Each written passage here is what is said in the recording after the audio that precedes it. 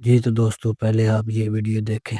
منع ہوئی صحابہ کی وجہ سے، میں نے ثابت کیا کہ آل بیت کے جھگڑے کی وجہ سے انہوں نے آپس میں جھگڑا کیا۔ عبداللہ ابن مسعود اس پر رو رہے تھے، نہ یہ کہ حسبنا کتاب اللہ۔ اس کی دلیل کیا ہے؟ اس کی دلیل کہ حضرت عمر جب خلیفہ بنے تو عبداللہ ابن عباس ان کے ہاتھوں پر انہوں نے بیعت کی، ٹھیک ہے؟ اگر اتنے بڑے مرتد تھے، اتنے بڑے کافر منافق گستاخ تھے تو ان کی ہاتھوں پر بیعت کیوں کر رہے ہیں؟ آپ میری بات سمجھیں۔ تو ان جملوں کے ساتھ کوئی حرج نہیں ہے، یہ ہمارا موقف ہے۔ طارق بھائی، آپ اپنے آپ کو ایک صورتحال میں آپ رکھیں۔ دو گروہ ہیں، ایک گروہ کہہ رہا ہے کہ لکھو، ایک گروہ کہہ رہا ہے کہ نہ لکھو۔ تو لفظ جو بلانا ہے نا، وہ لکھنے والے کی طرف ہے، نہ یہ کہ وہ جو منع کر رہے ہیں۔ تو آپ صلی اللہ علیہ وسلم فرما رہے ہیں کہ جس کی طرف تم مجھے بلاتے ہو، یعنی جو لکھوانے والے تھے، آپ صلی اللہ علیہ وسلم ان کو کہہ رہے ہیں کہ مجھے چھوڑو۔ اس نے دجل کیا، اس نے الٹا کیا۔ تو نے دجل کیا، میں نے تیرا جھوٹ پکڑ لیا۔ اگر کسی اور بات والے لفظ دیکھو، لفظ یہ ہیں کہ جس کی طرف تم مجھے بلاتے ہو۔ اب اگر کوئی آدمی منع کر رہا ہو، اس کو بلانا نہیں کہا جاتا، ٹھیک ہے؟ تو غلط ترجمہ کیا، بلکہ آپ صلی اللہ علیہ وسلم نے فرمایا کہ مجھے چھوڑ دو جس میں ہوں، یعنی میں نہیں لکھوانا چاہتا ہوں، میں نہیں لکھوانا چاہتا ہوں۔ حضرت عمر کی بات انہوں نے مان لی۔ جھوٹ بولا تو نے، شٹ اپ، بیٹھ جاؤ۔ میں نے اس کو پوچھا کیا دین کامل ہو گیا؟ اس نے کیا جواب دیا؟ دین کامل ہو گیا۔ اگر دین کامل ہو گیا تو پھر اس کے علاوہ جو باتیں ہیں وہ وحی تو نہیں ہو سکتی، کیونکہ دین صرف وحی سے آتا ہے۔ آپ میری بات سمجھ رہے ہیں؟ دین تو صرف وحی سے آتا ہے۔ تو اگر دین مکمل ہو گیا، اور قرآن کی آیت ہے الیوم اکملت لکم، آج ہم نے تمہارے لیے دین مکمل کر دیا، اس کا مطلب یہ تھا کہ وہ بات وحی سے نہیں آئی۔ اگر وحی نہیں ہے تو اجتہادی تھا نا۔ سب ایسے مذہب پہ میں نے ثابت کر لیا الحمدللہ کہ کس نے وہ جملہ جو حضرت عمر نے فرمایا، حضرت علی نے بھی وہی جملہ فرمایا۔ اگر کفر کا فتویٰ حضرت عمر پر، کفر کا فتویٰ حضرت علی پر۔ جھگڑا کس نے کیا؟ حضرت عمر نے نہیں کیا، آل بیت نے کیا۔ میں نے یہ بھی ثابت کیا کہ اس کی کوئی دلیل سے یہ ثابت نہیں ہوتا کہ حضرت علی، حسن اور حسین اس اہل بیت، یہ جو لفظ ہے اس اہل بیت سے خارج ہیں۔ اس اہل بیت سے ان کو خارج کرو، ان کو نکالو۔ میں نے دخول ثابت کر دیا تیری 3 کتابوں سے، تیری 3 کتاب۔ اچھا یہ کہ اس نے یہ کہا کہ ان کتابوں میں یہ نہیں ہے کہ یہ آخری بیماری تھی، یعنی وہی مجلس تھی، ٹھیک ہے؟ اگر وہ مجلس نہیں تھی تو ثابت کر اور مجالس تھی، تو مجالس۔ اچھا میرا یہ سوال، بنیادی سوال اور یہ آخر تک یہ سوال رہے گا کہ اتنی بڑی مصیبت میں حضرت علی نے آپ صلی اللہ علیہ وسلم کو کیا فائدہ دیا؟ لاکھ لعنت حرام۔ تو بسم اللہ الرحمن الرحیم۔ میرے محترم ناظرین، آپ کی خدمت میں عرض یہ تھا کہ صحابہ نے اپنے منافع، البتہ سب صحابہ نے نہیں، وہ صحابہ جس کا لیڈر عمر ہے، انہوں نے رسول اللہ صلی اللہ علیہ وسلم کے باتوں کو رد کرنا شروع کیا۔ اس نے شخص کا جواب دیا، یہ تو بخاری کی اپنی عبارت ہے، کیوں اس کا جواب تم نے نہیں دیا؟ کہ انہوں نے کہا، صحابہ نے کہا ما لہو ما شأنہ احجرا، کیوں اس پہ سے آپ گئے بھائی؟ یہ تو بخاری کی حدیث ہے، وہ حدیث نمبر 422۔ اس کو کیا ہو گیا؟ یہ تو بہت ہی ہذیان کہہ رہا ہے۔ ہذیان کا مطلب بکواس، نہایت ہی بہت ہی بکواس۔ استفہموا، اس سے پوچھو یہ کیا کہہ رہا ہے؟ فذهبوا يردون علیہ۔ پھر یہی لوگ جن کا لیڈر عمر ہے، ٹھیک ہے نا، یہ چلے گئے رسول اللہ صلی اللہ علیہ وسلم کو رد کرنا شروع کر دیا، انہوں نے پیغمبر کو رد کر رہے ہیں۔ تو نبی صلی اللہ علیہ وسلم نے کہا فدعونی انا فالذی انا فیہ خیر مما تدعونی الیہ۔ یہ کہتا ہے میں نے دجل کیا، یہاں پر میں نے دجل کیا، یہ میں آپ کے بہت بڑے عالم، محدث، محقق، شارح بخاری اس کے الفاظ دکھا رہا ہوں۔ من الذی تدعوننی الیہ من ترک الکتابہ۔ یہ بات کس کے جواب میں تھا؟ ان صحابہ کے جواب میں جو کہہ رہے ہیں یہ ہذیان کہہ رہے ہوں، جعلوا یردون علیہ، نبی صلی اللہ علیہ وسلم کی بات کو ٹکرا رہے تھے، رد کر رہے تھے۔ مسلسل ان کے جواب میں ہے کہ تم جس کی طرف دعوت دیتے ہو میں اس سے بہتر حالت میں ہوں. وہ کتابت کی طرف دعوت دے رہے تھے یا ترک کتابت کی طرف؟ عینی صاحب خود کہتے ہیں ترک کتابت. یہ دیکھو ترک کتابت کی طرف وہ دعوت دے رہے تھے. اچھا یہ پھر فتح الباری میں بھی یہی جملے ہیں. فتح الباری ابن حجر جزء 8 فذهبوا يردون عليه قال دعوني فالذي انا فيه خير مما تدعوني اليه. صفحہ نمبر 132 میں حدیث ہے. صفحہ نمبر 134 میں ان کا شرح ہے. اي الذي اشرت عليكم من الكتاب خير من ما تدعونني اليه من عدمها. کہتے ہیں کہ میں نے جو آپ کو حکم دیا کہ کتابت کیا جائے وہ بہتر ہے اس سے کہ کتابت نہ کیا جائے. ٹھیک ہے نا. اور پھر یہ کہتا ہے رسول اللہ صلی اللہ علیہ وسلم نے خود ترک کیا. بھائی جب کوئی لکھنے کو تیار نہیں ہے، جب سب اس کے بات کو رد کر رہے ہیں، ان کو گالی مل رہا ہے، تو اس حالت میں اور پھر بخاری کے الفاظ آپ دیکھیں، بار بار بخاری یہ کہ فلما اکثروا الاختلاف واللغط، جب وہاں پہ بہت آواز بلند ہو گئی، وہ خالفت ہو گئی، تو پھر رسول اللہ صلی اللہ علیہ وسلم نے ان سے کہا کہ یہاں سے نکل جاؤ، جس حالت میں ہوں میں بہتر ہوں، جس کی طرف تم مجھے بلا رہے ہو. تو رسول اللہ صلی اللہ علیہ وسلم کبھی اس بات کے قانع نہیں ہوئے کہ وہ قانع ہو گئے، کنونس ہو گئے کہ ترک کرنا، کتابت نہ کرنا بہتر ہے.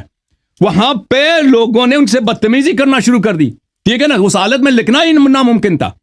جب ایک جھگڑا شروع کر دیا عمر نے تو لکھنا ناممکن تھا، اس لیے ترک کر دیا کتابت.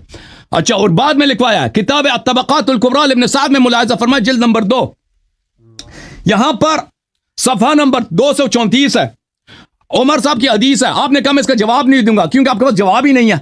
فَإِنَّكُنَّ صَوَاحِبُهُ کہ اس نے ازواج سے بدتمیزی کی ہے. ازواج کیا کہہ رہی تھیں؟ ازواج کہہ رہی تھی کہ کتابت ہونی چاہیے. رسول اللہ صلی اللہ علیہ وسلم نے فرمایا ہن خیر منکم.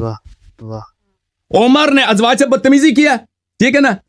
ازواج کہہ رہے تھے کہ کتابت ہونی چاہیے. رسول اللہ صلی اللہ علیہ وسلم نے فرمایا کہ یہ ازواج آپ لوگوں سے بہتر ہے، ان کا موقف آپ سے بہتر ہے. ٹھیک ہے نا.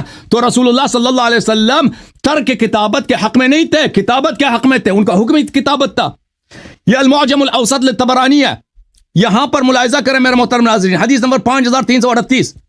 یہاں پر جب عمر کی اپنی حدیث ہے، عمر بن الخطاب کے اپنے الفاظ ہے کہ نبی صلی اللہ علیہ وسلم بیماری کی حالت میں تھے، انہوں نے کہا کہ میں کتاب لکھوانا چاہتا ہوں تاکہ تم کبھی گمراہ نہ ہو جاؤ.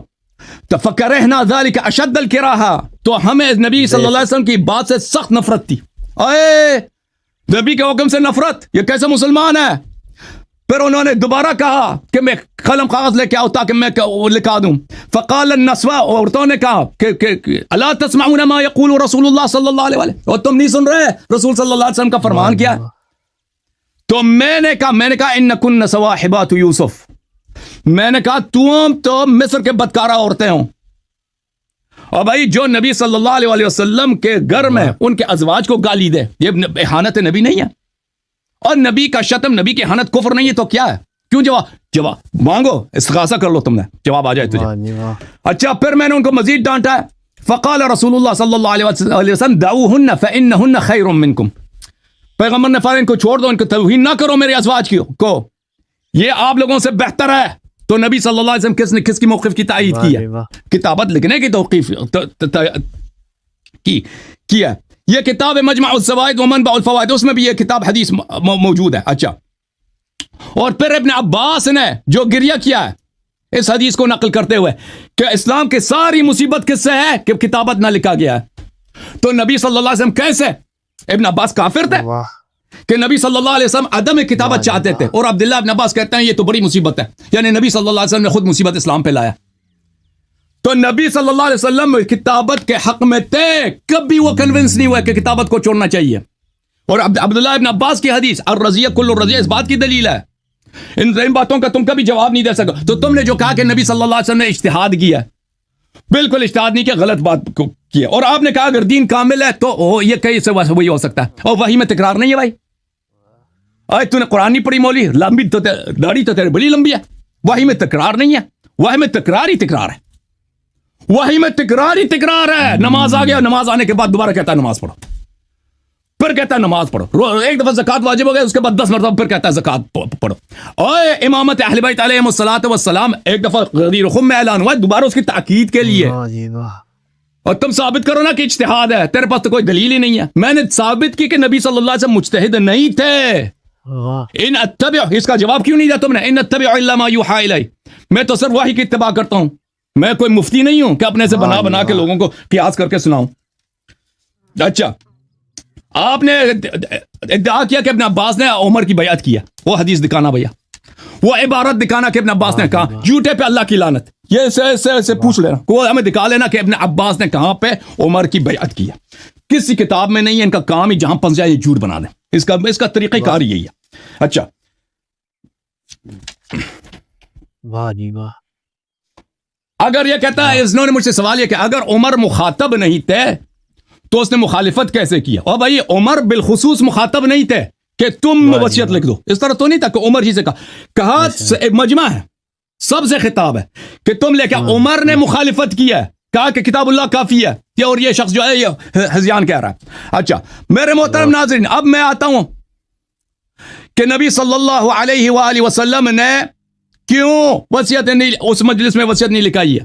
جیسے یہ کہہ رہے ہیں کہ وہ کنونس ہو گئے تھے, کنونس نہیں ہوئے تھے. یہ ملاحظہ کریں میرے محترم ناظرین, یہ کتاب ہے مسند احمد ابن حنبل, چاپ دار الفکر, محمد شاکر کی تحقیق ہے, حدیث نمبر 1935, اسناد صحیح. صحابہ نے کہا نبی صلی اللہ علیہ وسلم, یہی ابن عباس کی حدیث ہے, ٹھیک ہے نا, کہ میں وصیت لکھانا چاہتا ہوں کہ اس کے بعد تبھی گمراہ نہ ہو جاؤ. فتنازعوا, لوگوں نے تنازع کیا, نزاع کیا. نزاع کا آغاز کرنے والا کون تھا؟ عمر تھا. اس نے کبھی جواب دیا کہ عمر نزاع کا آغاز کرنے والا نہیں تھا؟ کبھی اس نے جواب دیا؟ اس نے جھوٹ سے ادعا کیا کہ میں نے ثابت کیا ہے کہ علی علیہ السلام نے بھی وہ بولا کہ یہ کہ حجر رسول اللہ صلی اللہ علیہ وسلم, علی علیہ السلام نے فلان بولا ہے کہ حسبنا کتاب اللہ. کسی, میں نے کہا نا کہ کسی کتاب میں دکھانا وہ کہاں لکھا ہے. اور شیخ صاحب میری باتیں سن رہے ہیں, نہیں کسی کتاب میں ہے ہی نہیں. میں سن رہا ہوں, یہ خود اپنے سے اب 10 منٹ اس کو ملتے ہیں نا, میں اس میں انٹرپٹ بھی نہیں کر سکتا. اس میں جتنی مرضی یہ جھوٹ بولے بھائی کہ علی علیہ السلام, حسن حسین علیہ السلام نے بولا ہے کہ حسبنا کتاب اللہ, انہوں نے سب نے بولا ہے. اور جھوٹ, کہاں جھوٹ پہ جھوٹ. تو صحابہ نے کہا ما شأنہ احجرا, صحابہ نے بولا اس کو کیا ہو گیا, یہ تو یہ احجر ہذیان کہہ رہا ہے.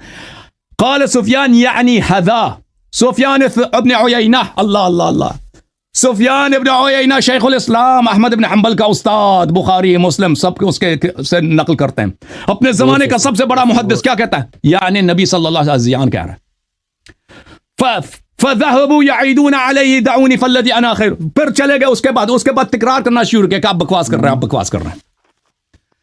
یردون علی, دوسری حدیث میں اس پر رد کرنا شروع کیا نبی صلی اللہ علیہ وسلم. نبی صلی اللہ علیہ وسلم نے کہا کہ چلے جاؤ یہاں سے, کہ تم مجھے ترک کتابت کی طرف بلا رہے ہو, یہ صحیح نہیں. اچھا تو یہاں پہ پتہ چلا نا نبی آپ کو میرے محترم ناظرین کہ ترک کتابت کیوں نبی صلی اللہ علیہ وسلم نے اس وہاں پہ آخر نہیں لکھا ہے اس مجلس میں, کیونکہ ان کو گالی ملی ہے, کوئی لکھنے دے نہیں رہا تھا ان کو. اچھا ٹھیک ہے بھائی, سمجھ گئے. ملاحظہ کریں میرے محترم ناظرین, یہ کتاب ہے بخاری, چاپ دار الفکر, دار احیاء التراث. یہاں پہ حدیث ملاحظہ کریں, حدیث نمبر 3053, اس میں یہ ہے, اسی حدیث میں عبداللہ ابن عباس فقالو حجر رسول اللہ صلی اللہ علیہ وسلم, عمر اور اس کے ساتھیوں نے کہا, حزب اختلاف نے کہا, حزب اختلاف کے قائد نے کہا, وہ میں ثابت کر دوں گا کہ عمر نے بولا ہے, ہائے ہائے ہائے, کہ رسول اللہ صلی اللہ علیہ وسلم ہذیان کہہ رہے ہیں. تو صحابہ کافر ہوئے نہیں ہوئے بھائی؟ جو صحابہ نے جو مخالف تھے اہل بیت علیہ السلام کے, وہ کافر ہوئے نہیں ہوئے؟ یہ فتح الباری بشرح صحیح البخاری حافظ ابن حجر کیا ہے, جزء ثامن.